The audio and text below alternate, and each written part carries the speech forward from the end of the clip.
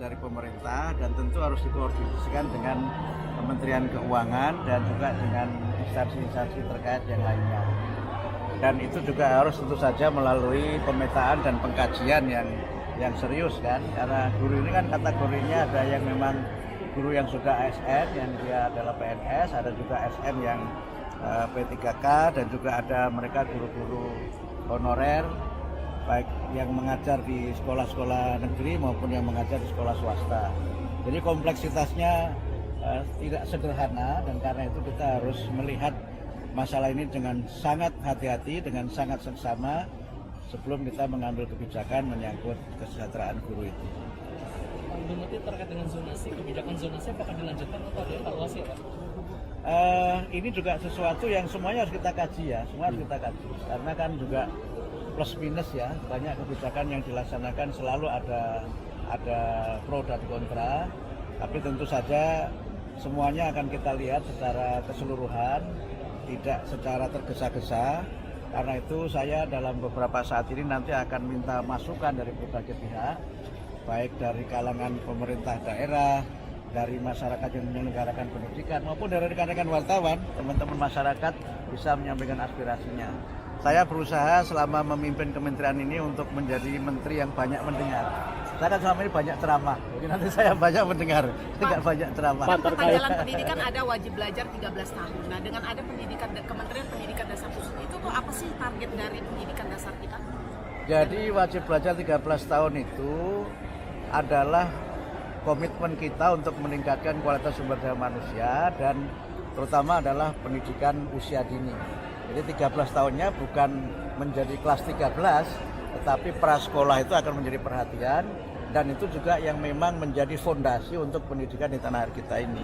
Di banyak negara maju, pendidikan prasekolah itu sangat penting, tapi harus kita pahami bahwa pendidikan prasekolah itu tidak semuanya harus diselenggarakan di sekolah formal.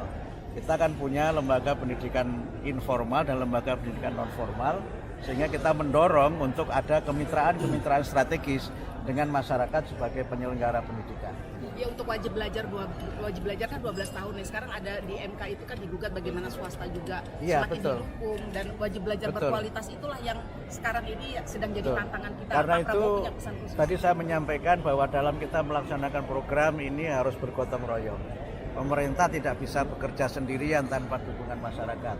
Dan oleh karena itu maka partisipasi masyarakat itu sangat kita perlukan.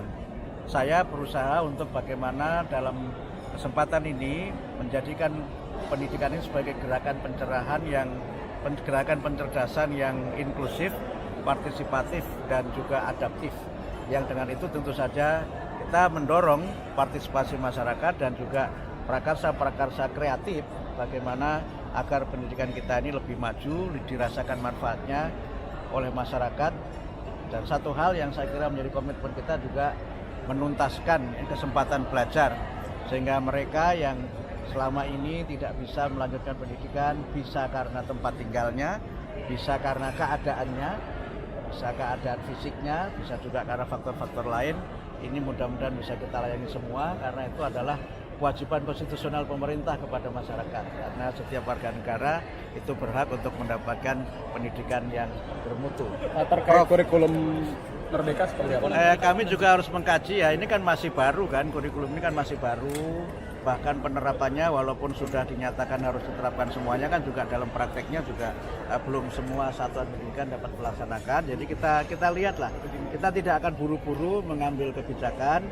Apalagi memang ada polemik yang sekarang ini juga memang masih terus terjadi di masyarakat. Jadi kami ingin agar kebijakan Kementerian Pendidikan dan Menengah adalah kebijakan yang memang sesuai dengan apa yang menjadi aspirasi masyarakat, tapi yang penting lagi juga bisa menjadi bagian dari aktualisasi dan realisasi dari program Pak Presiden Prabowo dan Wakil Presiden. Prof. Kalau soal ujian nasional seperti apa Pak? Sama juga.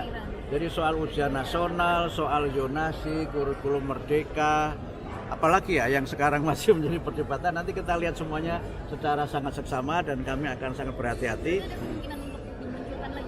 Saya belum sampai pada keputusan itu. Intinya kami ingin mendengar dulu. Kami ingin mendengar dari internal juga ingin mendengar dari para pakar, juga dari masyarakat sebagai penyelenggara pendidikan dan juga masyarakat sebagai pengguna jasa layanan pendidikan. Ada yang Gitu ya. diprioritaskan untuk dievaluasi dalam waktu dekat nggak, Prof?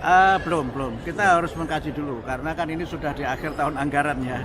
Tapi kita mencoba melihat quick win yang menjadi garis besar dari pemerintahan Pak Prabowo itu yang nanti akan kita prioritaskan. Jadi kami follow on apa yang menjadi kebijakan dari Presiden.